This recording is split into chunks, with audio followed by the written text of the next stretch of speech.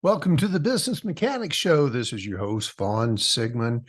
Today, we're going to be talking about why you should lead with a people-first mindset, which in my mind is the key to a successful company. And you do want to build a successful company, I'm sure, or you want to build a successful team. And it all starts and it all ends with people. And that's something I am very committed to. And as someone who has climbed the corporate ladder to become a CEO, I can't stress enough how important it is to prioritize your team and your company culture. I've learned how easy it is to get caught up in the other important elements of business, sales, products, strategies. And it's easy to let others like HR or your managers focus on the company culture. But let me assure you, the minute you lose sight as a CEO, as an executive within an organization, even a manager, as soon as you lose sight of the people part of your business, the other parts of your business are throttled or falter. And they become far harder to execute to a high level of success. And this all leads to frustration, sometimes blame, and often, this is so common, very often, to acceptance of mediocrity. I've seen this in companies countless times. I've seen it in teams countless times. And what motivated me to do this podcast was from an encounter I had just last week. Because I saw a lot of work, a lot of commitment to a people-first mindset go right out the window. And I know what's coming because I've seen it happen so many times. And I said, well, I need to talk about this. Because we must understand a people-first company is in the long game of success and knows that this investment, this discipline in a people-first culture takes time, but it returns long-term dividends and compounds at a higher ROI than any band-aids or short-term fixes. And whether you're running a major corporation or a small business, always remember that everything hinges on the people you bring on board and how you treat them. And in today's podcast, we're going to share some tips with you on how business leaders who want to prioritize their teams and company cultures, some of the things you can do that achieve just that. And I've said this before, I'm saying it again, this people-first approach has from a zero to a minimal cost, but it takes discipline. It takes commitment. It takes a long-term approach to growing a successful company because it's worth it. The results are substantial. I've seen it. I've lived it. So let's talk about what the elements of a people-first leadership mindset is. Here's some examples. When you're interviewing and bringing people on board, you have to envision who I want. I have to design the perfect employee, not their experience. That sometimes is important, but it's the least important of these two things. I've got to hire the right human. And that human needs to fit in to my people-first mindset with an entrepreneurial-minded approach. They need to be innovative. To keep up with a fast-paced market, changing times, difficult economic climates, we're constantly going to be upgrading and making pivots. And you need people who are hungry for success and willing to work and commit as if your company is their own company. And those people exist. You just have to find them and hire them. You have to know what questions to ask. You have to know what to look for, but you have to be looking for it. Don't look for their experience. Look for the human first. And if you bring them on board, then we need to foster their passion, reward their hard work, encourage them to contribute all the ideas, the strategies, give them a voice. Give them a part. And once they feel like they are a part of your business, they will start owning, air quotes, your business. That's extreme ownership. Another thing that's really important that many companies, in their zest or zeal to get things done, they fail to recognize. As a leader, it's crucial to stoke that fire with gratitude, recognition, and reward. Make sure they all have a voice to contribute to ideas, that you're getting suggestions, you're getting strategies, you're creating a deeper pool of collective knowledge. That's how you motivate people. That's how you gain this ownership that so many people want. It's how you get independence. That's how you are able to delegate things, get more initiative with your team. But nothing kills motivation. Motivation and drive faster than getting shut out of the conversation. And if you want your team to work as though they're personally invested in your company, you have to give them the floor and an opportunity to contribute to the company. And from a recognition standpoint, reap the rewards. We're going to talk about what some of those rewards can be. And certainly, don't hire yes people. Avoid employees who never push back. How do I know that? Again, I've got to know that's the DNA of the individual I want to hire. And it's important to have open, transparent conversations all the time. You want people who will challenge you. You want people to bring you ideas, that they will create different perspectives. And you value those perspectives. Surround yourself with people who aren't afraid to speak their minds and help you make better decisions. And if they don't ask questions and they're not challenging you from time to time in a respectful way, you've either hired the wrong people or you put them in a passive position or a passive mindset due to ineffective leadership approaches. And you need to create a people-first culture, which is what this whole podcast is about. Cultivate that workplace. Cultivate that environment. One that motivates and inspires your team. Celebrate wins, but make sure recognition is authentic and reflects the real impact on your company's growth. Focus on organizational alignment, process improvements, profitability, but tie those wins to behaviors. They need to understand what I'm doing, what is within me, what drives those successes. And please make recognition part of your leadership DNA. I say this often to leaders that I'm working with. You need to manage by walking around and catch them doing it right.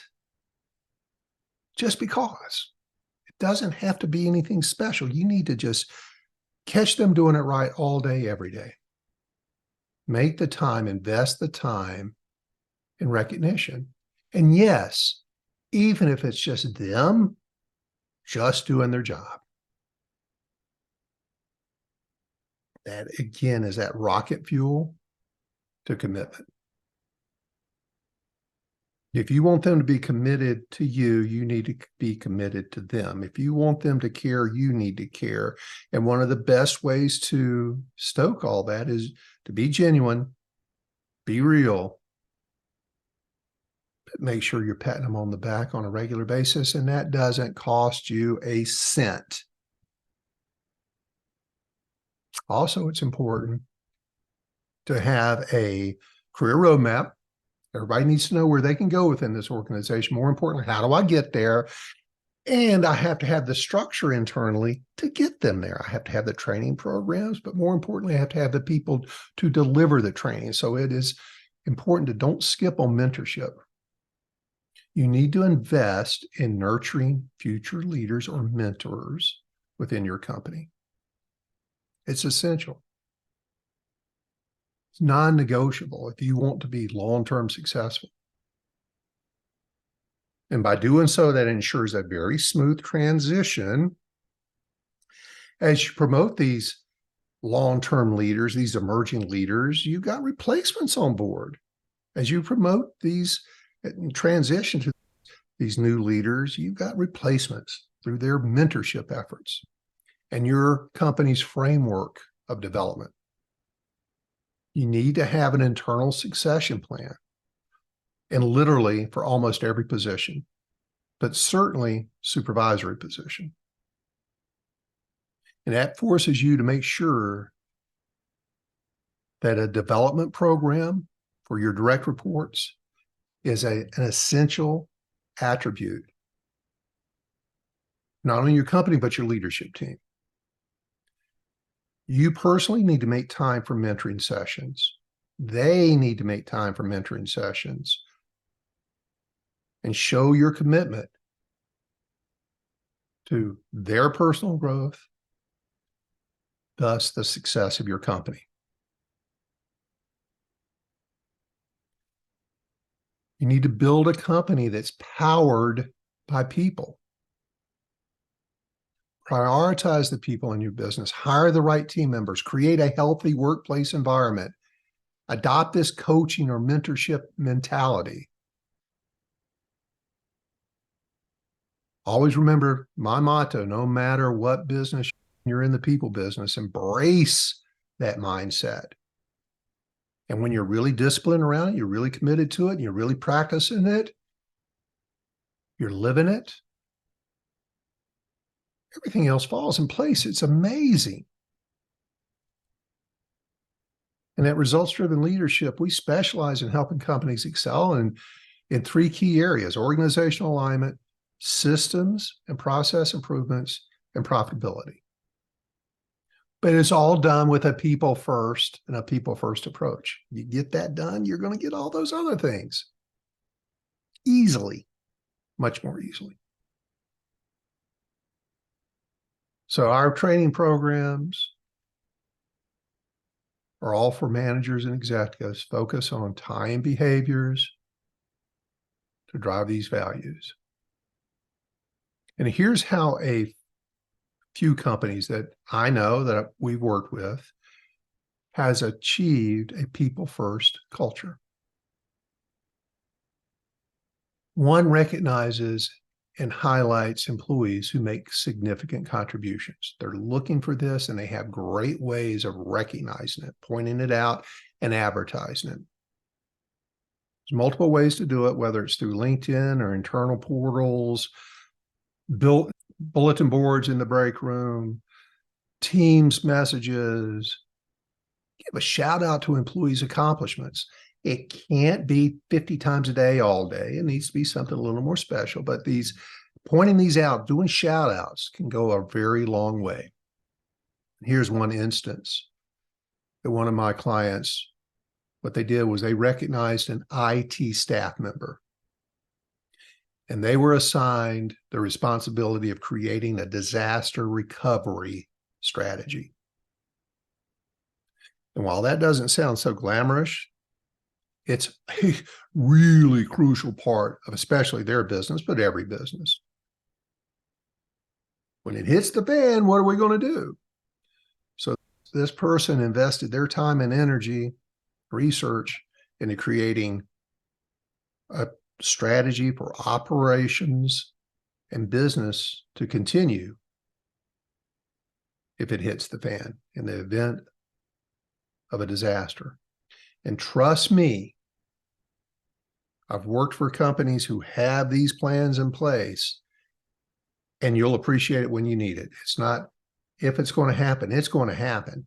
You never know when a fire is going to break out. You never know when you're going to get hacked. You never know when a hurricane is going to come through. You never know when all of a sudden your industry runs into some bad publicity somehow. It's a disaster. What are we going to do about it?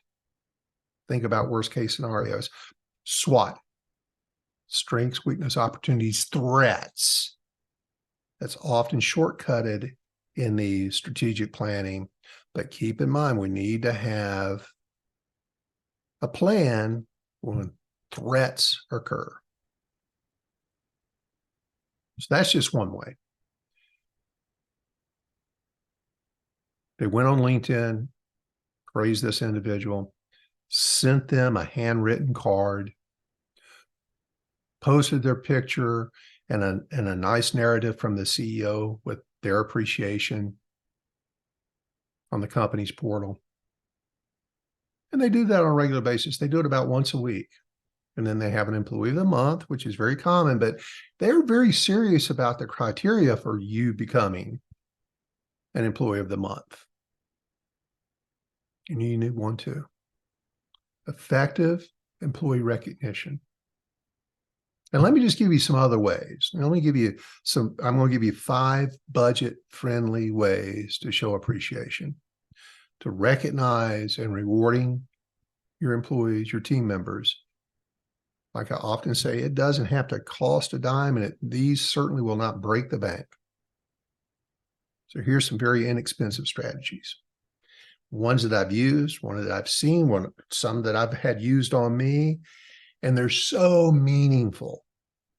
We sometimes forget how important we are in the lives of our direct reports. Think about this one. Personalized thank you notes. Just a heartfelt, handwritten note from a manager or an executive that will leave a lasting impression. You acknowledge a specific achievement and a contribution. You're talking about their commitment to hard work and how valued that is.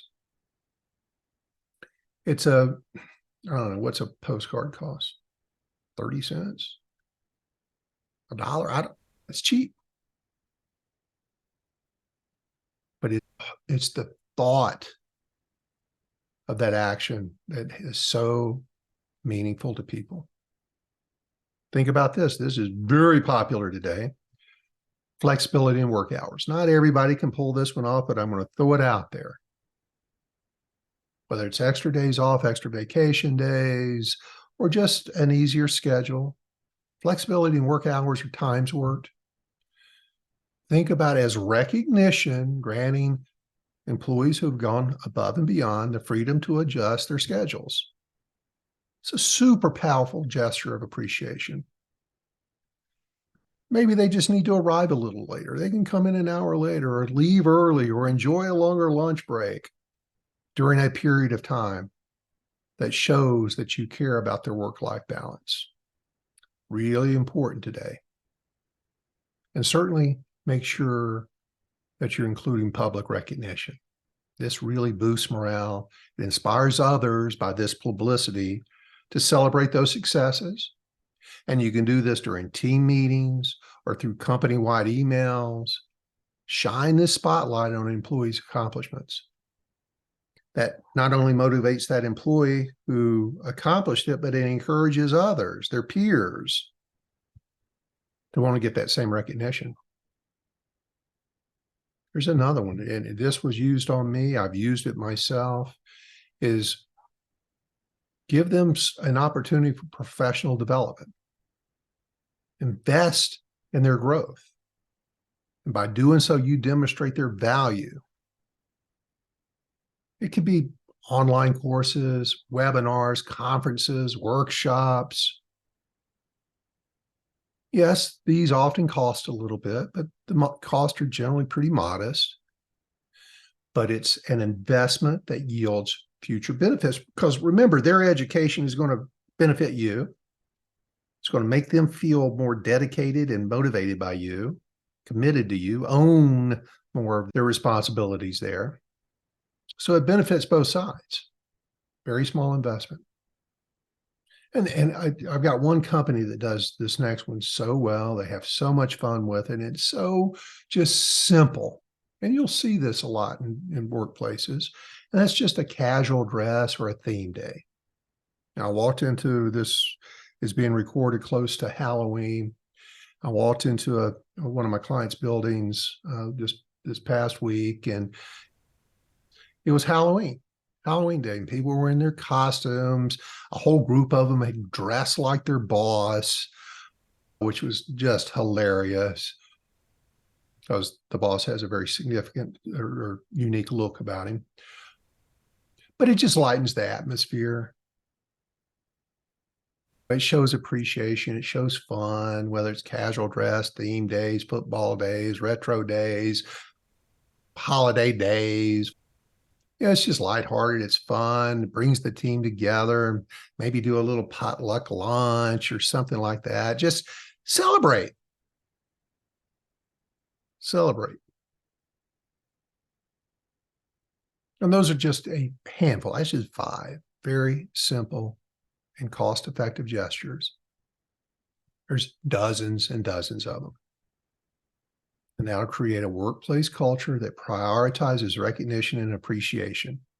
That's a people-first mindset. Not that hard. It can get a little more difficult. But don't you want to boost morale? Don't you want to foster a more positive environment and watch your employees thrive? And please don't ever underestimate, I mentioned it earlier, I'm going to say it again, the power of mentorship. You want to be cultivating the next generation of leaders. It's vital to the long game, your company's growth. And it's your responsibility to invest your time in developing mentors to become mentors and make sure they're investing their time and effort into mentoring promising individuals. And it's super tempting to skip these sessions. You can't. That's the discipline I talk about. Sure, things are going to get busy. Stuff's going to happen. But you've got to protect this at almost any cost. You must invest this time because it's investing in your company's success and certainly its future. Invest in the people, take care of your people, they'll take care of your customers, everything else takes care of itself. I promise you. But you need to have a structured and impactful mentorship program. And when you start aligning this sort of thing with your organization's goals, this is part of your strategic plan. It's part of your mission, it's part of your culture, that you're looking for the developmental needs of your employees. This sort of program can foster skill development, improve retention. It facilitates knowledge transfer. You're growing.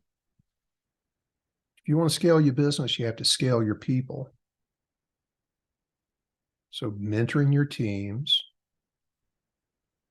is essential. And you need to start by identifying clear objectives. Where do I want to go? Where is my goal in all this? Where do I want to take this? Select your potential mentors, and they need to possess the expertise, the heart of a teacher, the interpersonal skills, and most importantly, the willingness to guide others. You got to choose the right human, not the best person at the job, but the person who's most likely to transfer their knowledge to somebody else. Be careful with that, because that's a mistake that is often made that kills mentor programs. You have to choose the right person who has the heart of a teacher and is willing to invest in others. It's generally more of a high S on the DISC scale. High Ds are often not effective at this. They're effective at getting things done. That's who you want when you want to get things done. But transferring knowledge, that may not be the right person. High S, much more likely to do it. But you have to provide them with a roadmap, a comprehensive training process to equip them with the necessary tools and techniques to become a mentor. And then you have to be thoughtful about how pairing mentors with mentees goes. Make sure you're taking into consideration career goals, personalities, areas of interest. They need to be able to get along and thrive with each other. And also remember, you're training the mentor at the same time you're training the mentee. We learn by teaching. You're making the person who is the mentor better. They're growing too. So that's where this stuff starts compounding. They need to schedule a regular check-in, about 30 minutes. It's all part of our performance management package. And they can assess the behaviors, the competencies that their mentees are working on, coach them through any necessary adjustments, and be supportive. You need to have a supportive environment that prioritizes open communication, mutual respect, and continuous learning. With a mindset that together, we're going to empower each other. And that really drives your organization towards success. Build a company that prioritizes its people. And as I said previously, many executives focus on other aspects of the business. But if you hire the right team members, create a healthy work environment, and adopt a coaching mentality, you're going to be on the path to success. Sounds simple, hard to do. It takes discipline, and it takes commitment, it takes discomfort. But man, once you get there, great things are to follow, regardless of your industry. This is industry agnostic. And no matter what business, you're in the people business. When you prioritize your people, everything else falls into place. It's successful for a lot of reasons, but primarily because your employees are the backbone of your business. And their skills, their dedication, their engagement, their commitment is going to determine your success. You alone can only carry it so far. There's an old proverb that says, if you want to go fast, go alone. If you want to go far, go together. And you need your team to go together with you to your long-term goals. And by creating a culture that values and appreciates them, you foster this super positive work environment. That, by the way, environments like that attract the best people possible. Top talent loves to come to work for organizations like that.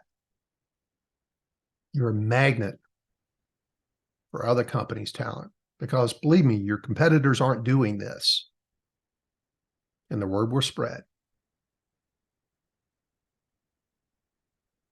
And certainly here at Results-Driven Leadership, we 100% believe that when people thrive, businesses thrive. And you can achieve tangible outcomes and unite your team through common goals. And RDL has the approach and the tools you need to accomplish all that. We incorporate the principles that will strike a balance between business objectives and nurturing your individual strength and aspirations. And we help you embrace the holistic approach to drive performance and cultivate a culture where everyone feels valued, understood, and empowered to be an owner in your business, at least mentally, and to contribute to a success.